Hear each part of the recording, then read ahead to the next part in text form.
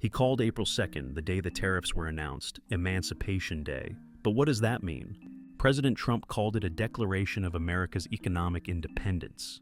We've been taken advantage of by unfair trade, and we're going to make it right. So it wasn't just a policy announcement. President Trump made April 2nd a historic day for America to reclaim its economic sovereignty. So why did he play the tariff card? Let's dig a little deeper into the background. Trump sees trade as a lose-lose game rather than a partnership. While trade is essentially a matter of balancing what we export and import from each other, he believes that other countries are taking advantage of the U.S. His argument is that foreign companies are gaining a competitive advantage over the U.S. through unfair means, resulting in a trade surplus. That's why he emphasizes that he will correct the trade imbalance through tariffs. The calculation is that higher tariff barriers will force foreign companies to invest in the U.S. to avoid them. The hope is that this will open factories, increase employment, and create more manufacturing jobs.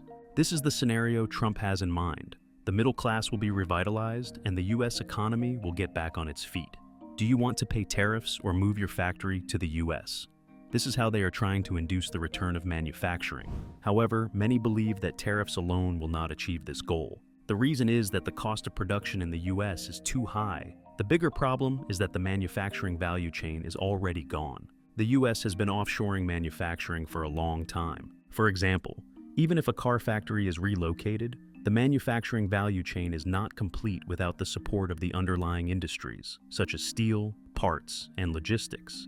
With this broken manufacturing infrastructure, investing in the U.S. risks not only raising production costs, but also crippling the entire production system. As a result, the U.S. is no longer a great place to manufacture. Given this reality, Trump's strategy to revive manufacturing is being debated even in the U.S. In particular, Chinese and Vietnamese companies may decide that it's in their interest to continue exporting to the U.S., even if they have to pay the tariffs. In that case, it's the U.S. consumer who ends up paying the price, and higher prices are inevitable. In fact, the U.S. has long had low average tariff rates. Moreover, as living standards have risen and labor costs have increased, companies have moved production overseas in search of cheaper labor.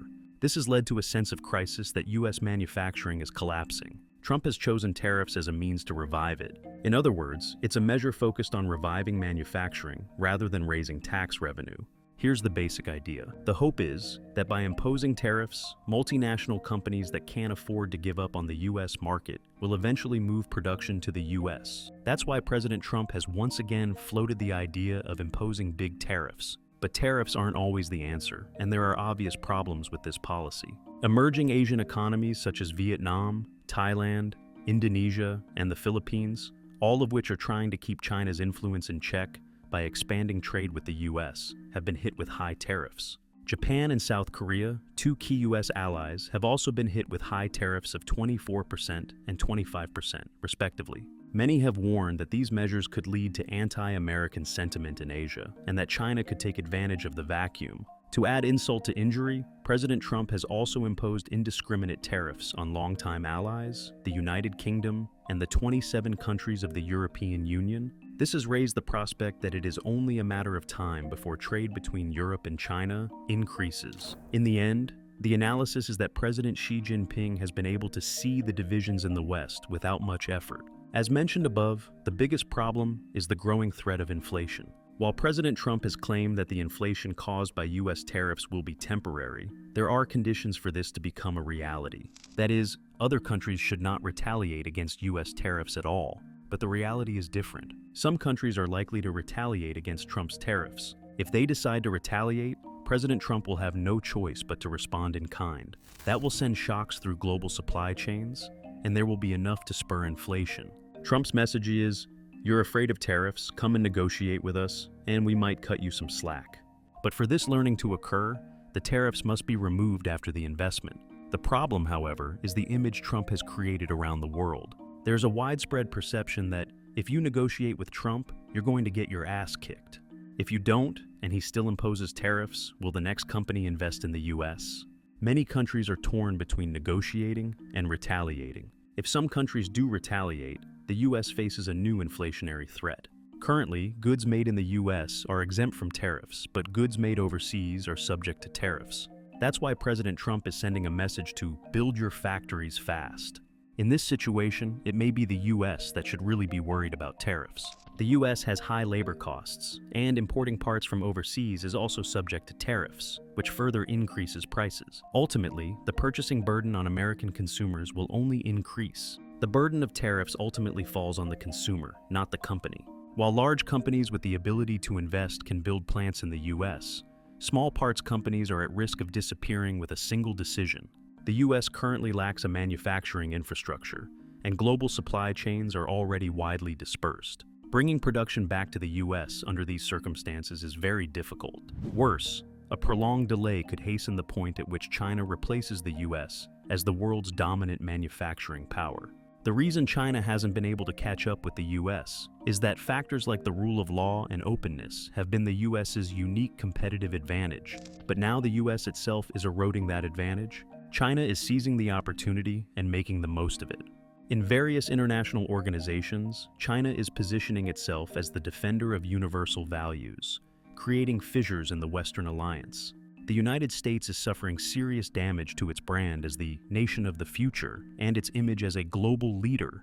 According to one analysis, President Trump's global trade war could be a strategic gift to President Xi Jinping. The argument is that as Trump cuts himself off from economic and strategic ties with the rest of the world, China, with its huge market, has emerged as an alternative. There are a number of problems with this tariff policy. How are other countries responding? Some countries have announced retaliatory tariffs, while others are watching carefully. Canada has announced that it will impose retaliatory tariffs on $21 billion worth of US products. But if you look closely, the European, Chinese, and Canadian retaliation has something in common. Why agriculture and food? Agricultural products in particular are often left to rot because they can't be sold in time if exports are blocked. The reason is that these are the sectors that could be hit hardest in Republican areas, President Trump's core support base. In the case of Germany, the collapse of small technology companies could shake the very bones of the German economy. Some Germans have called for a boycott of American goods. More and more people are refusing to buy American-made or American-branded products. Finally, China has decided to impose retaliatory tariffs on $22 billion worth of American goods. At the same time, China is actively seeking new trade opportunities in Southeast Asia. It is promoting its One Belt, One Road strategy, which includes helping Southeast Asian countries build infrastructure such as railways, roads, airports, ports, and industrial parks, and importing rare minerals from these countries to spur the creation of logistics supply chains centered in China. And when a powerful earthquake struck Myanmar, China immediately dispatched emergency responders and pledged $14 million in aid, a response that took advantage of the Trump administration's virtual dismantling of the government agency in charge of foreign aid and relief. As a result, the U.S. absence and vacuum is opening up even more space for Chinese activity in Southeast Asia. President Trump's tariff policy is more than just trade restrictions. It's a declaration to reshape America's economic strategy. But the conflicts and uncertainties arising from this process are reverberating around the world. For now, countries are scrambling to defend their interests. But what we may be left with at the end of the day is a breakdown in mutual trust. In the end, the real winners in the tariff war may be those countries that use trust and cooperation as their weapons.